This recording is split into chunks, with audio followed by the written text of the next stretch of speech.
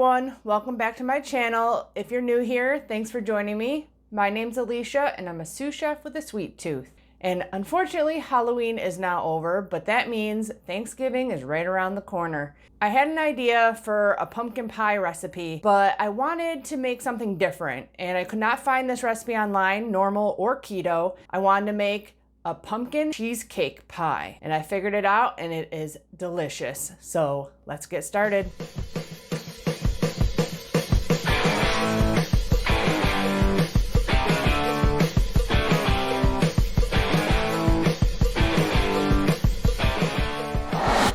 So in one of my other videos, I did a pie crust recipe. I just used Keto Connect. Their recipe worked well, but I wanted an all coconut flour crust recipe. I found one and then I liked Keto Connect's also, so I kind of combined them and made my own recipe with the least amount of carbs I could get away with to try and keep this pumpkin pie recipe low on the net carbs. Because I know Thanksgiving is going to be one of those days when you might indulge in a little extra carb. So this recipe for the pie crust is super easy. All it is coconut flour, a little bit of xanthan gum, and that just gives you a binder in your crust. It makes it not fall apart on you because we don't have the gluten to hold the pie crust together. A little bit of powdered Monkfruit sweetener. You can probably use granular, whatever you have around. 6 tablespoons of really cold butter that is just cut up into little cubes, and 1 beaten egg. And that's it. You can do this in a food processor, or you can use, if you have a pastry blender or forks. You just want to break up the butter to get it into pea-sized pieces going throughout your flour. The problem with using your hand or pastry blender, it takes longer and the butter tends to warm up faster. So you might need to chill your dough a little bit longer after you work it with your hand. So this is the quick, no fuss way to make pie dough. So I got all my dry ingredients in there. I'm just going to give it a little buzz up just to mix in the xanthan gum. I got my butter still in my refrigerator. You want to bring it out at the last second. You just pulse this. You just want little crumbles in there of butter. You got a couple bigger chunks, but those will blend up when you put your egg in. Now you have 1 egg that I already beat with a fork a little bit, just so it's not a full egg anymore. Put that in and you blend it up some more.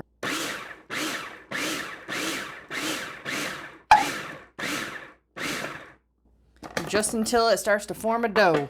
We're gonna take this out and put it in some plastic wrap, and we're gonna chill it for about 10 minutes in the freezer just to get it nice and solid so it's real easy to roll out.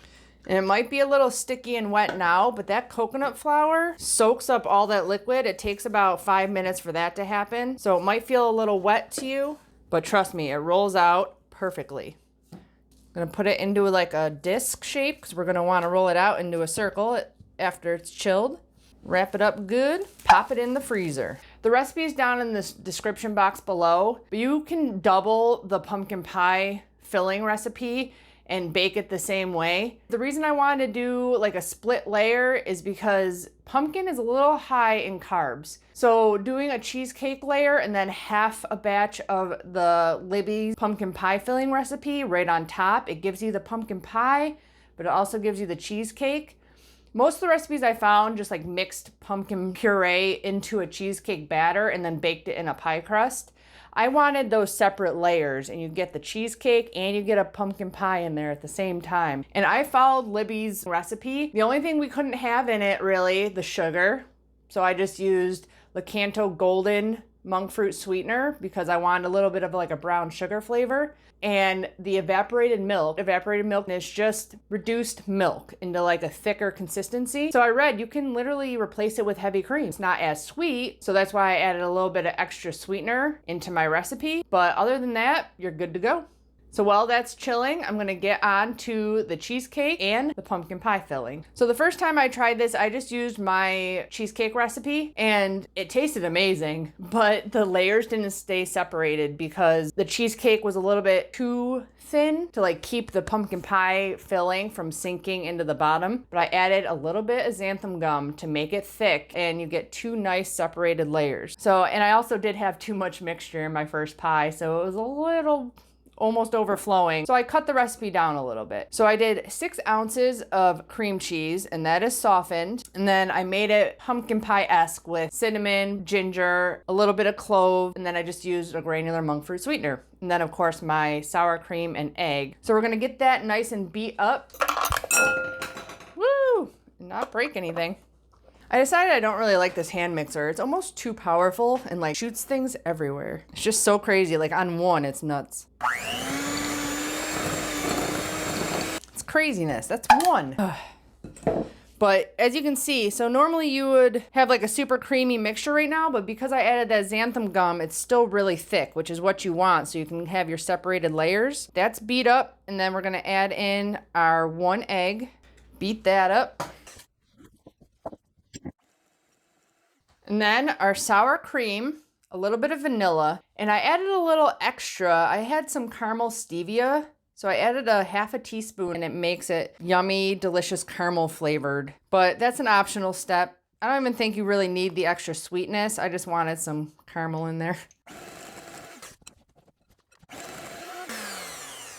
Okay, now that that's done, we're just gonna set it aside. Since we're almost done with everything here, I am going to preheat my oven to 350 degrees. All we have left to do is make the pumpkin pie filling part of this. So I just have, literally I cut Libby's recipe in half. So 7 ounces of pumpkin, and then they add sugar. I'm doing Lakanto golden monk fruit sweetener, and I got my pumpkin pie spices in there. I have just cinnamon, ginger, and clove, but feel free to use just a pumpkin pie spice blend. So we're just gonna mix the sugar, spices, and pumpkin together. And then 1 egg. Beat that real good.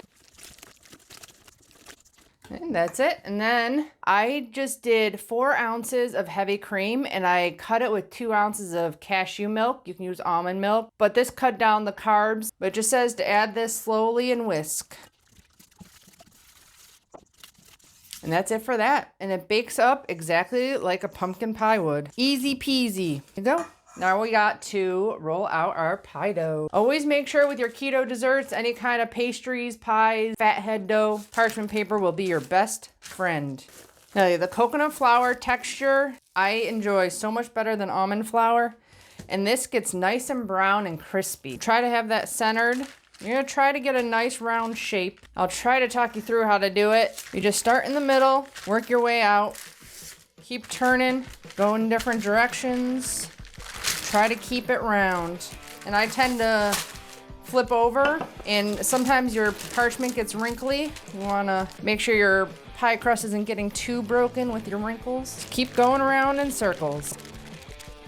Working out from the middle to the outside. Always make sure you can still get your parchment off, because you don't wanna finish and then realize you can't get it off your parchment paper. Okay. See, that's pretty good. We're gonna put it right into our pie pan and kind of form it along the edge of this. So don't worry about your cracks and stuff, because you're just gonna fill them in a little bit. See, it's pretty much the whole size of this. Okay, put this in. I am just gonna flip it right over into this pan. Peel off your parchment paper. Tell you, this crust is awesome. It's a little thick over there, a little thin over there. So you take a little bit, you put it over there. You can probably forego the rolling process altogether if you really want to just push it into the pie pan. Probably do that. I just pushed it down a little bit and like make a nice little like crust. It was a little thin over there, so I just brought it down. There you go. Got a little edge. Perfect. This is a 9-inch round pan. Beautiful pie crust, and so easy. It's actually easier to work with this dough than it is like a normal dough. It's crazy. Now we just put in our cheesecake. You feel free to double this recipe too and just do all cheesecake pie. I don't know if that's a thing, but just cinnamon cheesecake pie sounds good to me. And I say, if you have one tool in your kitchen, small offset spatula, works awesome for so many things. So it's almost like gelatinized just from that little bit of xanthan gum. It's only a 1/4 teaspoon. You want a nice even layer on here so that you'll have nice defined layers when you go and cut it. There you go. And then you pour your pumpkin pie batter right over the top. There you go. Exactly enough. This is going to take 40 minutes to bake. I'm going to do 20 minutes and I'm going to turn it and do another 20 minutes to make sure it bakes nice and evenly, because nobody's oven bakes anything evenly. You always want to spin it halfway through. So I'll be back in a little bit to show you when it comes out of the oven. Here is our delicious looking pie out of the oven. It did take about a little over 50 minutes. I realized there's more pie filling than the last one I made, because the last one I thought I'd have to cut it down, but I actually didn't. So 50 minutes, turning halfway through, and then room temperature, and then we're going to pop it in the refrigerator for a couple of hours, and then we're going to try it. Okay, it is time to cut into our pie. Not the prettiest pie I've ever made, but I feel like pumpkin pie is not the prettiest, but it is delicious, I swear. Now, if I cut this into 8 pieces, which is a pretty big slice, it is 5 grams of net carbs. Me and my boyfriend usually share a slice, so I'm only getting 2.5 or so net carbs. So if you cut this into 10, it's only 4 grams of net carbs per slice. And I actually have a pie server. See if the first piece will come out nice. It's usually not the case. Perfectly fine layers. That's what I was going for. Pumpkin pie and cheesecake in one pie. Came out perfect. Time to try my pumpkin cheesecake pie.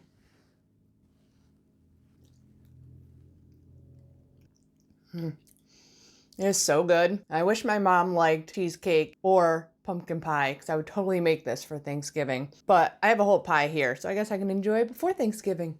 I definitely encourage you guys to try this for your Thanksgiving dinner. If you love cheesecake and pumpkin pie, but don't want all the carbs that come along with your pumpkin pie, I would definitely recommend this. I hope you guys try this recipe at home. If you enjoy this video, please give it a thumbs up. Hit the subscribe button down there. I'll be back with many more keto dessert recipes. Bye, guys.